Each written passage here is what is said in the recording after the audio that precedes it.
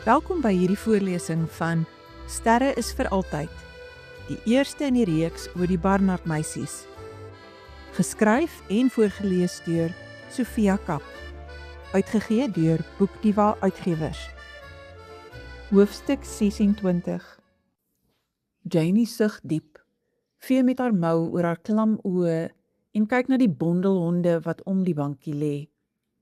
Dit was nie 'n suksesvolle stap nie. Haar pa, wat gewoonlik gretig is om saam te stap, al maak hy asof die honde 'n las is, was vandag skielik besig met 'n lekkende pyp in die kombuis en sy moes alleen met al 5 honde park toe kom. Grumpy was van die begin af nie lus om weer teen die steilte uit te klim nie, en hy het 100 meter van die bankie af gaan sit en bot weggeweier om 'n tree verder te loop. Sneezy het haar snoet in een of ander bos gedruk wat haar so laat nies het, dat sy nou nog na haar asem hyg. Dopey het haar dusnis geloop teen 'n stuk stomp wat oor die paadjie geval het, en Happy het in 'n dissel getrap wat gemaak het dat hy nie soos gewoonlik met sy 3 bene kon regkom nie.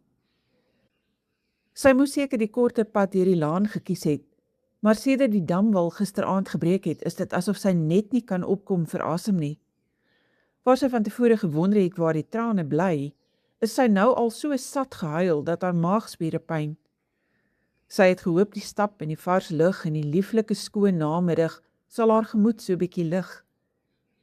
Dit het nie, maar hopelik is sy vanaand moeg genoeg om ten minste behoorlik te slaap. Eleanor het vanmiddag vroeër as gewoonlik huis toe gekom en met tipiese eie geregtigheid die pakkie slaappille uit haar kamer kom haal. Jy kan nie aanhou pille drink net omdat jy in die werklikheid in plaas van 'n storie leef nie. Leer om die lewe in die oë te kyk, het haar suster ewe ongevoelig gesê, maar die harteloosheid ongedaan gemaak deur 'n soen op haar hare te druk en te fluister. Vasbyt, this too shall pass. Kort voorlank het jy weer daardie Janie terug wat jy in Parys leer ken het. Jy onthou haar mos, die vrou wat op haar eie genoeg was? Marie was genadiger en het haar so 'n bietjie gepamper lang met 'n gesigbehandeling, maar toe haar suster aan haar begin torring oor hare en klere en gremering, het sy gevlug. Annie was in die musiekkamer aan die oefen vir eksamenbegeleiding vir die nuutste boyfriend, 'n mannetjie met 'n viool en 'n wanopvatting oor die omvang van sy talent, wat van dag 1 af Eleanor se diep en standhoudende weerstand ontlok het. Maar het woordeloos die bladmusiek op sy gesit toe Janie op die bank langs die vleuel gaan lê het en net al haar gunstelinge gespeel. Minute later was haar pa daar om 'n kombers oor haar en die honde te gooi en Vivian het die kussing kom wegneem sodat sy met haar kop op haar ma se skoot kon lê. Dit het alles getroos. Haar mense troos, die honde troos, hulle liefde en hulle omgee en nabyheid troos. Maar die troos neem niks weg van die oseaan van verdriet nie. Sy sug weer en kom oorent. Eleanor is seker reg, sy sal die Janie van Parys terugkry, oor 1000 jaar of so. Dis net so ironies dat die vrou wat uiteindelik goed genoeg was vir haar, die een was wat nie vir Max genoeg was nie. OK, kom ons gaan terug. Happy bekyk die paadjie met 'n opgetrekte bolip, agterdogtig dat daar weer vir hom 'n dissel wag, maar steek nietemin 'n versigtige poot uit. En Dopey druk haar snoet teen Bashful se bout, sodat sy nie weer deur onvoorsiene stompe aangerand word nie. Maar Sneezy gee een kyk na die paadjie, nies 2 keer en staan daar soos 'n steeks donkie. Jy moet self loop. Jy het gehoor die veearts sê jou longe mekeer niks en jy moet oefening kry. Sneezy gaan sit langs Grumpy, wat nie eers opgestaan het by die aankondiging dat hulle moet teruggaan nie. Janie sug. Dra is haar voorland. Al die honde is nat en besmeer na hulle stappie, maar gelukkig het sy haar oudste, vrotste sweetpak aangetrek, waarvan die een been meer uitgerek is as die ander, omdat Bashful daarin wegkruip as hulle haar salf wil smeer, en waarin Grumpy een middag met sy enkele tand 'n gat gebyt het omdat sy 'n ongeoorloofde hoenderbeen, wat hy wie weet waar gekry het, by hom wou wegneem. Sy sal nou maar net stadig en versigtig moet loop, want die son het lankal al agter die berg gesak en die aandskadu's het in die hang begin opskuif. Dis eintlik 'n wonder dat haar mense nog nie gebel het nie. Hulle is altyd effens knaaiend as sy draai. Teen die tyd dat sy onderkom, brand daar al buiteligte voor die huise in die straat en sy probeer die honde aanjaag so goed as wat sy kan. Haar ma het gesê, hulle vier vanaand haar verjaarsdag, kom wat wil. En sy weet Vivian het spesiale moeite gedoen met die kos en die tafel. Sy is nie toegelaat om te help nie, maar sy het die hoender geruik en die suurlemoenmeringue en sy het in die eetkamer 'n vinnige glimp gehad van silwerkandelare en blomme en langsteelglase. Feesvier is eintlik die laaste ding op aarde waarvoor sy krag of lus het, maar die dag behoort nie net aan haar nie. Dis ook 'n herinnering vir haar ouers, al is dit bittersoet, en die minste wat sy kan doen, is om vir hulle te wys hoe dankbaar sy is dat daar altyd vir haar by hulle 'n veilige hawe is. By die huis gekom, maak sy die honde se leibande los, sodat hulle by die huis kan inbondel, en selfs die twee invalides is skielik gesond genoeg om kombuis toe te storm, waar hulle aandete vir hulle wag. Sy wil omdraai om seker te maak die hek gaan agter haar toe, maar Eleanor het met die afstandbeheerder in die voordeur verskyn. Haar oudste suster is reeds gereed vir 'n feestelike aandete, elegant en afgerond in 'n understated swart nommer en 'n enkele string parels. Sy kyk haar op en af. Moes jy een van die honde uit 'n mynskag red? Janie sug en klim die laaste paar trappies op tot by die voordeur. Jammer, Grumpy en Sneezy wou nie self terugloop nie. Ek sal gou gaan stort, 5 minute, ek beloof. Te laat, kondig Eleanor aan. Te laat waarvoor? Mamma sal mos nie omgee om net ons kry 'n gas vir aandete. Haar hart sink tot in haar maag. Eleanor, ek het julle gesê ek wil regtig niemand hier hê nie. Dis al erg genoeg dat ek aan tafel moet sit en maak asof ek kos afgesluk kan kry. Ek is nie lus vir vreemdes nie. Taf. Eleanor druk die knoppie en die hek gly geruisloos oop. Buitendien, hy is nie vreemd nie. Janie kyk om na die duur swart motor wat inry en voor die trappie stilhou. Wie's dit? Eleanor neem haar kin in haar hand en soen haar op die voorkop. Jou verjaarsdag geskenk. Mag hy vir jou 'n leeftyd se vreugde besorg. Die volgende oomblik het Eleanor teruggetree en die voordeur toegemaak en sy staan alleen daar en kyk hoe 'n lang figuur uit die motorrank die deur toedruk en dan na haar toe draai. In die skemerdonker kan sy nie die gelaatstrekke herken nie, maar sy het nie lig nodig om te weet wie dit is nie. Sy staan so, wag. Dit lyk asof hy hom ook moet staal, maar hy kom nader gestap, stop voor haar, staan so met sy hande in vuiste langs sy sye gebal. Ons gaan praat, hoor sy hom sê. Ek beloof, ons gaan oor alles praat, oor hoekom jy weg is voor Alfredo die geleentheid gekry het om vir Violetta te vertel hoe hy oor haar voel, en ons gaan praat oor hoekom ek soos 'n vark daarop gereageer het, en ons gaan praat oor die make-over en die oorbelle en die misverstand tussen jou en Nina, en hoekom Claude gedink het, hy moet my teen jou beskerm. Ons gaan praat oor Athlone en my bagasie, en ons gaan praat oor Constantia en joune. En ons gaan praat oor Lizzie. Ons gaan praat oor die verlede, oor die toekoms, oor alles wat ons nie kon regkry nie en alles wat ons wel gaan vermag, maar voor ons enigiets anders praat, is daar iets wat ek vir jou moet sê. Dis iets wat ek al daardie eerste aand in Parys vir jou wou sê, maar aanhou uitstel het omdat ek vir die perfekte oomblik gewag het. Ek het jou lief, Jane. Ek wil deel van jou lewe wees, want my lewe maak net sin as dit deel is van joune. Wie het eers beweeg? Was dit sy wat haar arms om sy middelrif geslaan het en vashou soos 'n drenkeling? Of was dit hy wat haar om die agterkop beet gekry het en haar teen hom vasgetrek het, sodat hy sy gesig in haar hare kan verberg en haar naam oor en oor kan fluister, soos 'n bevestiging of 'n gelofte? Dit maak reg, vind sy uit. Dit maak vol wat leeg was, dit maak heel wat stikkend was, dit salf wat rou was. Praat, moet hulle praat, ja, en daar is sekerlik meer goed wat uitgepraat sal moet word as wat hy opgenoem het, maar van hier af sal hulle dit kan doen in die beskermende kring van liefde en vertroue. Van hier af het sy grond onder haar voete. Uiteindelik kan hy haar lank genoeg los om sy hand in sy binnesak te steek. Selfs in die skemer kan sy die flits van 'n diamant herken. Ek wou dit reg gedoen het.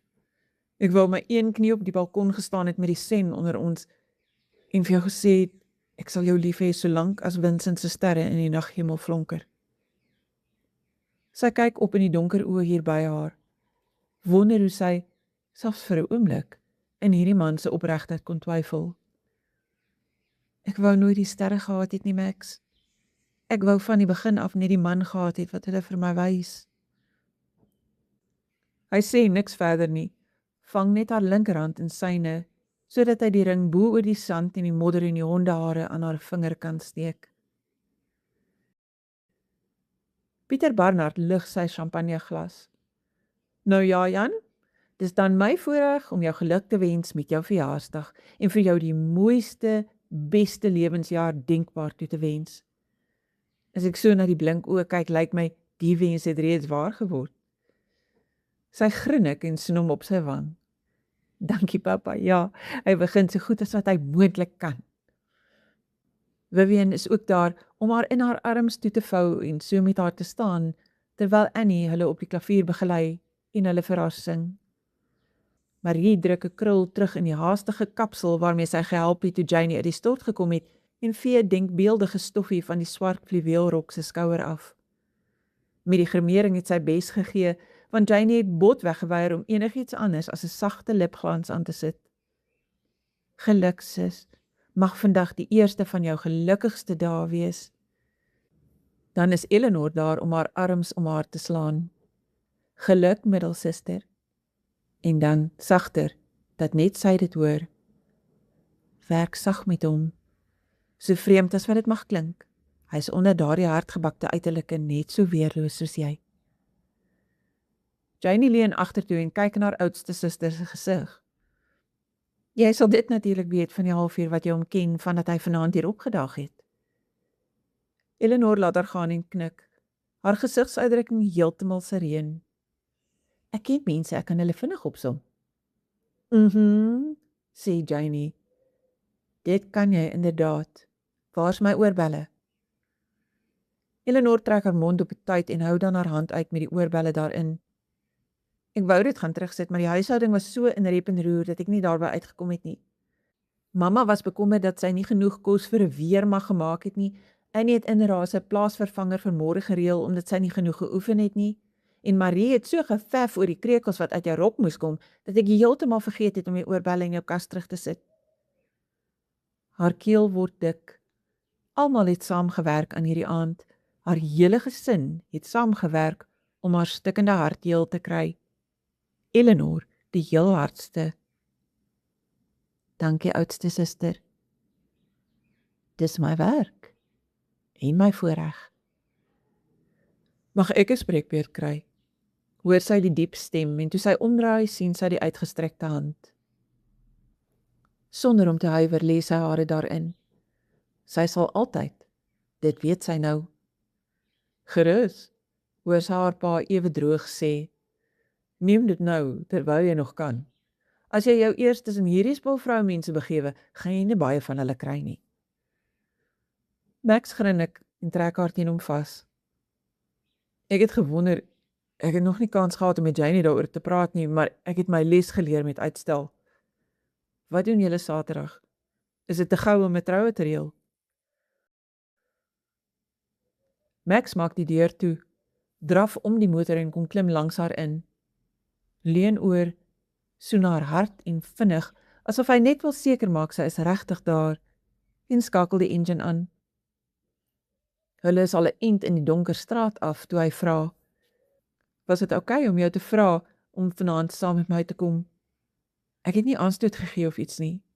Jou pa het nie verwag ek moet 'n eerbare vrou van jou maak voor ek jou huis toe neem nie. Jy het nooit 'n oneerbare vrou van my gemaak nie, Max. Buitendien, my pa het so opgetrek met die idee dat hy nie meer die enigste man in die huishouding gaan wees nie. Hy sou die troue vanaand gehou het as hy kon. My ma is die een wat my tas gepak het. My ouers is tradisioneel, maar hulle is nie verkramp nie. Hy tel haar hand op, soen die rugkant. Hulle is merkwaardige mense. Dit was 'n voorreg om hulle te leer ken. Dit was 'n voorreg om in hulle huis te kon groot word. Daar is 'n stilte, dan is dit sulke soort opmerkings waaroor ons moet praat, oor die huis waarin ek groot geword het en die mense tussen wie ek groot geword het. Sy greep verstewig op haar hand. Ja, ons gaan daaroor praat. Nie om te verwyd nie, maar sodat ons mekaar kan verstaan. Ons verskil, en sekere verskille sal altyd daar wees. Om te maak asof dit nie bestaan nie is oneerlik. Maar ek dink dit is belangrik dat ons nie weer aannames oor mekaar maak nie, want dis wanneer die verskille 'n wig word. Hy draai by 'n oprit in en hou stil voor 'n huis waaruit die lig warm en verwelkomend straal.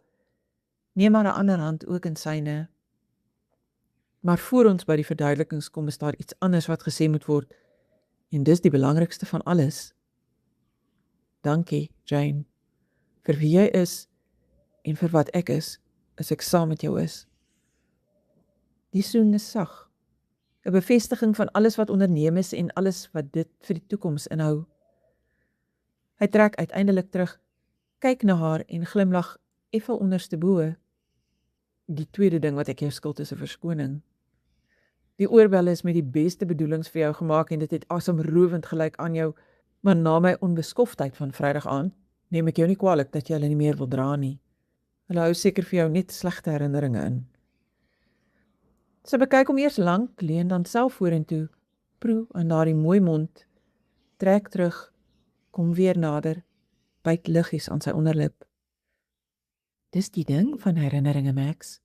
Fluister sy teen sy mond en vou haar hande om sy kaak, sodat sy hom kan hou waar sy hom wil hê. Al was hulle hoe sleg, mens kan altyd nuus maak. Sy sien sy mond oopgaan en weet hy wil antwoord, maar sy het lank genoeg gewag. Haar mond sluit oor syne, haar tong soek, lok, tart. En dan kry sy hom om die agterkop beet, sodat sy haar hande in sy hare kan strengel en hom in die gulsige, hitsige, volbloed soen kan intrek. Dieselfde, dink sy dofweg, toe sy die onwillekeurige verdieping van die asem hoor. Van die begin af was dit daar, hierdie herkenning, hierdie wete dat hulle pas, dat hulle hoort. Dis toe sy hom hoor kreun dat sy die soen afbreek. Sy sit so met haar mond millimeters van syne, wag tot hy fokus, grinnik stadig. As jy regtig wil vergoed, behoorlik wil vergoed, kan jy my nou invat binne toe, die oorbelle uithaal waar jy hulle Vrydag aand ingegooi het, en hulle weer vir my aansit.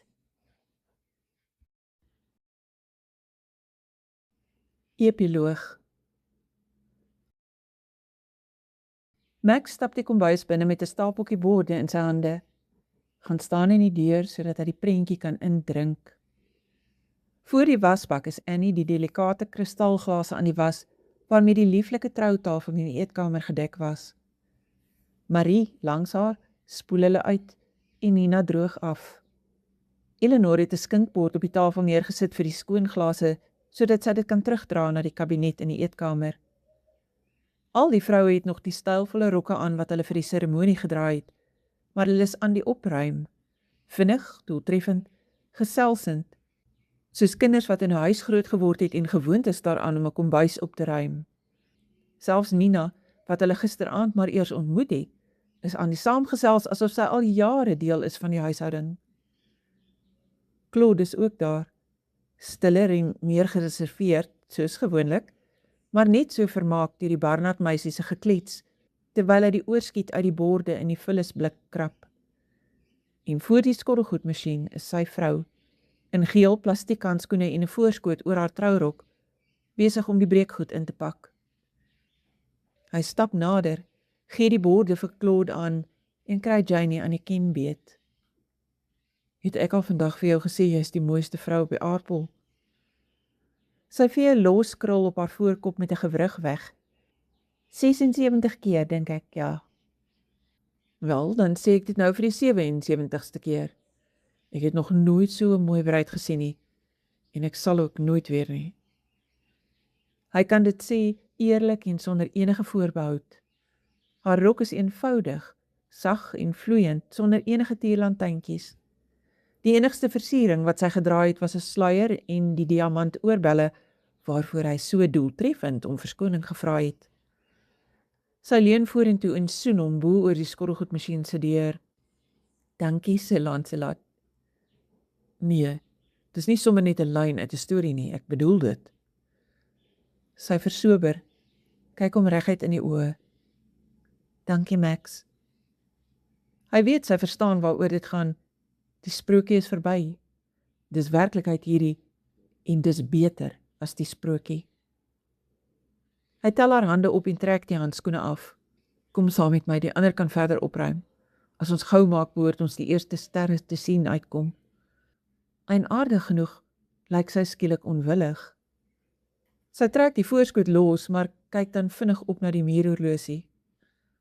Kan ons dit vanaand oorslaan, Max? Of ten minste net uitstel? Iets skiet deur hom, iets bekends. Dis die ou onsekerheid, vrees, dat hy homself emosioneel blootgestel het deur vir iets te vra waarvoor hy onwaardig geag is. Sy moes dit aangevoel het, want sy raak aan sy wang.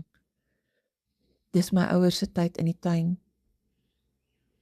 Die kombuis is skielik stil, en selfs Eleanor se blik is neergeslaan. Dis net hierdie een dag van die jaar, en dis net hierdie 1 uur, sê Janie.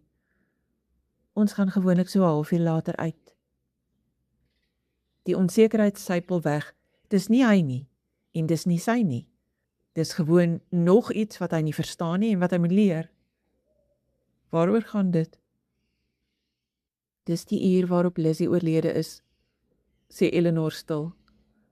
My ouers maak nooit 'n ophef daarvan nie, maar hulle neem elke jaar hierdie uur om dit in stilte te gedenk. Hy staan daar, koud tot in sy murg. My vrou, hoekom het jy my nie gesê nie? Ek sou nooit, as ek geweet het, die omvang van sy onbewuste ongevoeligheid wil hom oorweldig, maar Janie sê dadelik, hulle sou dit nie anders wou gehad het nie. Maar al wat in sy kop is, dat hy mense wat vir hom baie vinnig, baie kosbaar geword het, seer gemaak het en dat hy moet regmaak. Hy los hulle daar, stap vinnig deur die ontbytkamer met die groot skuifdeure wat uitloop op die agtertuin, waar hy en Janie vanmiddag aan mekaar trou beloof het. Hy gewaar Vivian en Pieter in die laat lig op 'n bankie onder 'n boom, waar hulle doodstil sit, sy met haar hande op haar skoot in mekaar gevou, en hy met sy arm om haar skraal skouers. Vivian kyk op toe sy hom sien, naderkom maar roer nie, sê niks. Op haar gesig kan hy wel die spore van trane sien. Dieselfde, dink hy vaagweg, dieselfde magtelose frustrasie en brandende skaamte wat hy ervaar het, as hy sy eie ma se trane gesien het en geweet het, hy het dit veroorsaak. Hy gaan sit langs haar, vou haar hande in een van syne toe. Dis ijskoud. Ek is jammer, kry hy dit uitgewurg. Ek sou nooit vir die troue gevra het as ek geweet het dis die dag van Lizzie se dood nie. Lank sit hulle so doodstil, dan kyk Vivian af na haar skoot. Maak haar hande oop, sodat sy sy groot hand in hare kan toevou. Hoekom nie? Die bruin oë, so nes sy vrou sin, is helder en warm, ten spyte van die onlangse trane. Want dis onbedagsaam. Ek sou nooit so inbreuk gemaak het op julle tannie se die leed as ek geweet het nie.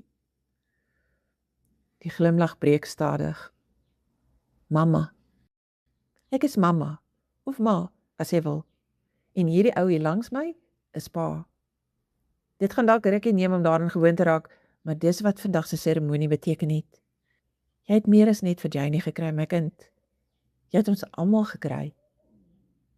Emosie het hom aan die keel beet. Sy kan dit vir hom gee in hierdie oomblikke, ten spyte van haar ontsaglike verlies. Maar sy is nie klaar nie. Moet asseblief nooit weer om verskoning vra dat jy die troue op hierdie dag wou hê nie. Die oomblik toe jy gevra het, het ek en pa geweet, dit is presies die regte ding op die regte tyd. Van nou af gedenk ons nie net die dag waarop ons meisiekind verloor het nie. Dit is van nou af ook die dag waarop ons seun gekry het. Jy maak nie die verlies minder nie, maar jy maak die vreugde meer. Dis presies wat 'n huwelik is, Max. Dis die goed en die lief en die sleg en die swaar. En deur dit alles is ons daar om mekaar te dra. Kyk. Hy kyk op waarheen sy beduie, sien eers die Barnard meisies, dan Nina en Claude, elkeen met een van hulle kinders op die heup, oor die gras aangestap kom. En dan sy vrou, omring deur haar honde, elkeen nog met die wit bandjies wat hulle vir die seremonie gedraai het.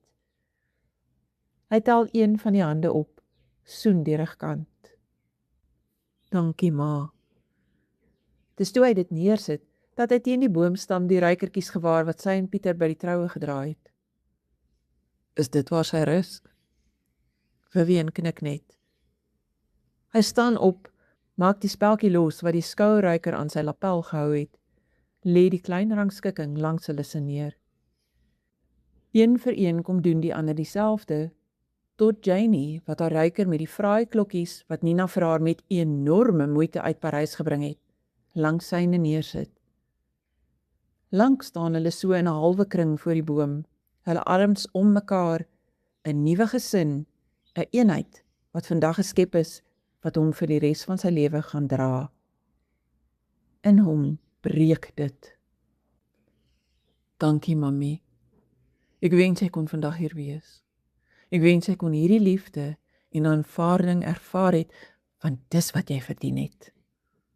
Maar dankie dat jy dit vir my gevind het.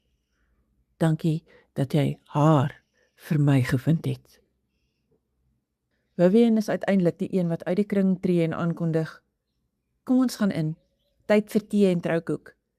Janie het bollas daarby bestel en jou ma se resep gebring, Max. Ek het my bes gedoen en pa sê dit proe soos die ware Jakob. Maar jy sal vir my kan sê of ek die bestanddele reg het.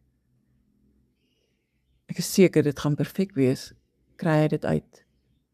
Die belangrikste bestanddeel van bollas is liefde. Hy wil saam met die ander deur die groen aand terugstap huis toe, maar 'n hand op sy arm hou hom terug. En toe hy afkyk, is dit in sy vrou se blink oë. Dadelik vou hy haar teen hom vas, hou haar daar, voel hoe dit hom aard. Dis sy wat uiteindelik boontoe wys. Kyk, Max. Bokant hulle die aand oop en donkerblou teen die berg kom lê, en teen die fluweel van die Kaapse naghemel flonker die sterre. Hulle is daar, altyd, sê sy, selfs in die dag as ons hulle nie sien nie, of agter die wolke of in 'n storm, hulle is daar.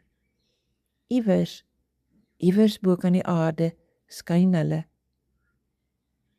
Hy vang die hand in syne, lê dit teen sy hart en leun met sy voorkop teen hare. Staan so met haar in die sterlig. Vir altyd, sê hy. Vir altyd, sê sy.